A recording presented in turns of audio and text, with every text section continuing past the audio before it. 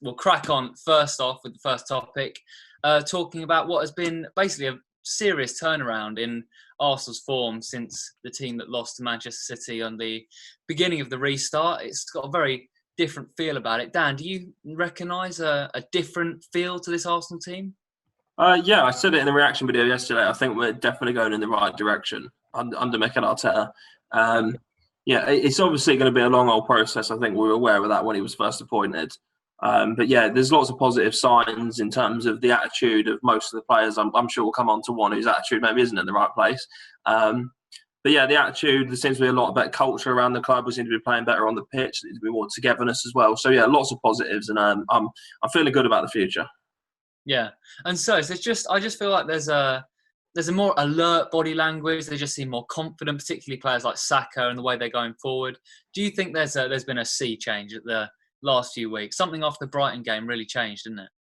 Well, I think the Arsenal first squad players were actually told off for how bad and lackadaisical their performance were.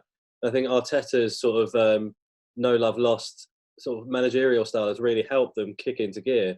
You know, if you remember back to under Unai Emery, after every loss, nothing really changed. He tried a different formation, but the heads weren't really there. The heads were gone. And I think now Arteta's somehow managed to get them whipped into order, you know, by, as Dan mentioned, certain players being pushed to the side for their behaviour. I think that's really shown a bit of danger to the other team players to really focus and try their best rather than skate along and earn their exorbitant wages. Yeah. Glenn, does this obviously... In the past, we've had little moments of progress under managers like Unai Emery, where it's almost still felt a bit fragile. It felt like it could all unravel very quickly. Does this feel, the more recent performances, feel like there's a more permanent step forward? Yeah, I mean, the whole setup, so Arteta's approach and the team on the pitch, everything seems more focused and sharper. It's sort of like he's honed in onto everything. I think with Emery, he was...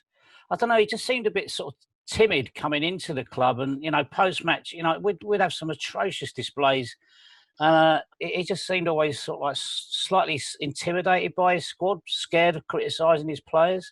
The post-match interviews with Arteta now, they're not sort of like, you know, unspoken sort of threats, but he says stuff firmly that you can read into, you know, that he's not happy with certain players and certain performances, what we should be doing better. So, yeah, I think, you know, all round, you know, it's coming together quite nicely, I think. Yeah. And Dan, diving more into the nitty-gritty of the tactics, what have you been most impressed by in this three-in-the-back system that Arteta is favouring at the minute?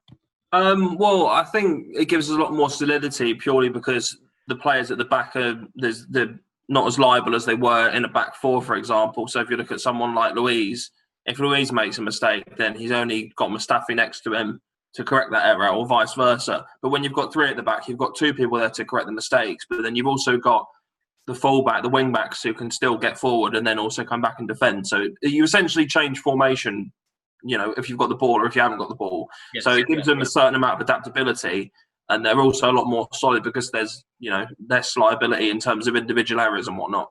So, yeah, I don't know whether it'll be Arteta's preferred long-term formation. I think he said in the past that he prefers to play with four at the back. We've seen him play 4-2-3-1 quite a lot, haven't we? So, yeah, he might go back to that. But I think at this very moment, in terms of what he's got with the squad, it's what's working best. And I think he probably will stick with it for the rest of the season. Yeah, and it could go into next season. I remember when Antonio Conte came in at Chelsea and they won the league that season, and they went to that three at the back system after the defeat to Arsenal. And it was, and I think I can't remember who was playing at the back, but there was players that came out and showed themselves, have different qualities. And I think Sead Kolasinac is particularly one of them.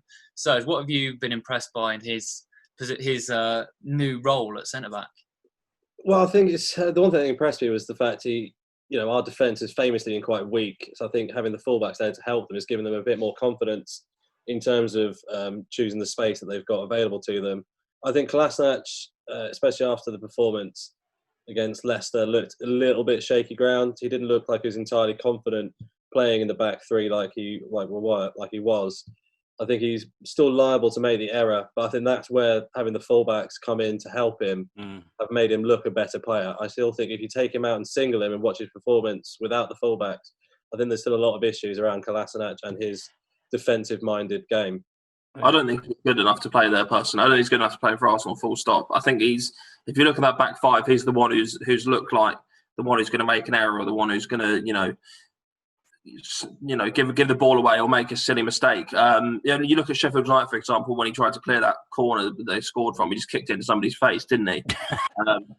I think he's there. I think he's playing in that position at the moment out of necessity. I don't think there's anybody else particularly who could play that kind of left-sided centre-back role. I don't think Holding is necessarily built to play that position. Obviously, Mary's out, Chambers is out. I think Chambers would be a good fit in there when he is fit. But yeah, I don't just not convinced by Kolasinac whatsoever. I haven't been since he joined, to be honest. It helps having Tierney there, doesn't it? I mean, the amount of sort of clearing up he does, all up and down that left side and sort of drifting into the middle. He's a phenomenon. I'm sure we might talk about him later anyway. But I don't think Kolasinac will be as tidy as he's been without Tierney just in front of him there. Yeah. I mean, when he came in, it was more of a backup signing, wasn't it? He's played a lot more than almost we expected him to. But one player who sort of we do expect to start, I think, is obviously Xhaka. And he's someone who was so unpopular earlier in the season. It looked so over for him. Do you think the fact that he's come on board so much with Arteta and started playing much better, Dan, do you think that's a sign to other players to really back Arteta as well and get involved? Talking about Xhaka, I wrote quite an extensive piece on him, which you can read on the Gooner website. And I think a lot of what's happening with Xhaka is the fact he's got that belief in him now. From the first minute that Arteta came in, he said, I want him to stay. He's an important player for the club. Things along those lines. And he made his intentions clear that he was going to be key for him. And he's shown that. He's played really well in the past few games over the run of undefeated games we've had. So, yeah, I think it's just that extra bit of belief that Arteta's got in him. I don't think necessarily that Emre had it in him. I think there's a bit more going on in terms of what Arteta's communicating to individuals and the group, which is helping. Yeah, that does call to Glen's point about the sort of confidence that Emre had. It's when Arteta just came in and immediately had such a different attitude, and we were all instantly impressed by it. And obviously now, going into the North London derby, huge game. Do you think Arsenal can be classed as favourites, Glen?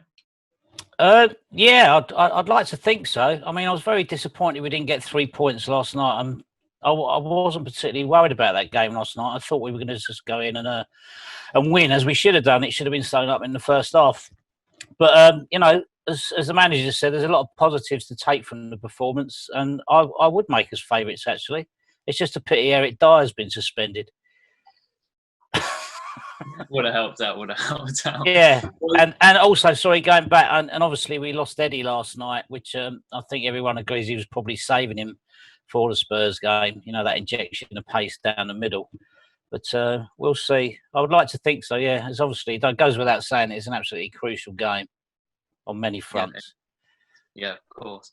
And if we we can touch on Nketiah quickly. I mean, it's a very disappointing mistake to make, and you guys were obviously harsh on him, as you should be in the post-match reaction. But do you think there's a sense that you've got to accept that he's so young, and that is a type of mistake that he's going to make? That's a classic. I've just come on, want to make my mark. A substitute. The pace of most other players have dropped. You got fresh legs coming on. He's charging around, and it was over enthusiasm, but he did have to go. As soon as Alan Smith on the co-commentary said, "I think that's okay," and then as soon as he had another look at it, you could tell straight away. I don't think we necessarily appreciate this situation he was in there, because if you watch it back, if he gets the ball, he's in on goal. Yeah. So I think he's really desperate to get there, and it's obviously he's been a bit overzealous and whatnot, and he's just caught him quite badly. But then I also was kind of watching some of the highlights back. Why wasn't Vardy sent off for the kung fu kick to Mustafi's head? I didn't understand that one, but I'm sure we'll go on to VAR at some point. I think it was one of those challenges that you just got to learn from and not do again, basically. It goes back to the bias that I keep banging on about, doesn't it? But Mustafi immersed in that with sort of like two cartoon sort of bullet holes in his head, and you wonder why there was so little fuss made about that. I don't know. He knew what he was doing. He's snidey, isn't he?